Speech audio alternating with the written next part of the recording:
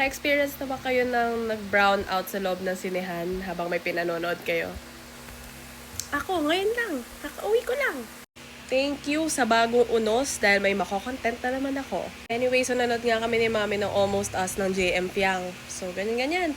Biglang parang ewan ko, may sumabog or dahil sa rotational brownout ng Meralco, whatever, nag-black yung screen. Pero yung aircon, parang hindi naman namatay. So, antay.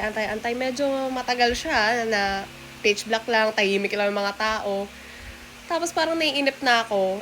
Doon pa naman ako nakaupo sa malapit doon sa may small window. Yan, so dito yung upuan ko. Tumungtong ako sa chair na to para masilip ko. Kaso pag tayo ko pa lang, biglang nag-on na yung screen.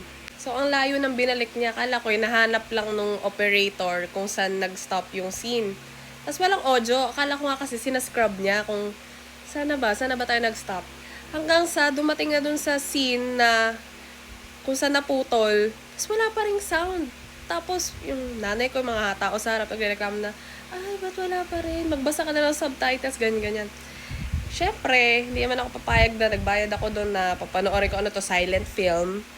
Tumungtong na naman ako sa upuan na to para tawagin yung ate.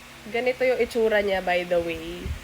So, gumanon ako, sabi ko, ate, di niya pa ako narinig ng 3 calls. Nilakas ako pa yung boses ko, ate, stop, patingin siya. Nakatalikod kasi siya tapos nasa computer siya. Tapos sabi ko, wala po audio. Sabi niya, ay, walang audio. So, tumayo siya tapos may pinindot siya doon. Tapos nagka-audio na. Tapos binalik niya ulit doon sa kung saan umulit nung bumukas yung kuryente. So, yung mga scenes na yon 3 beses namin napanood. So, ayun.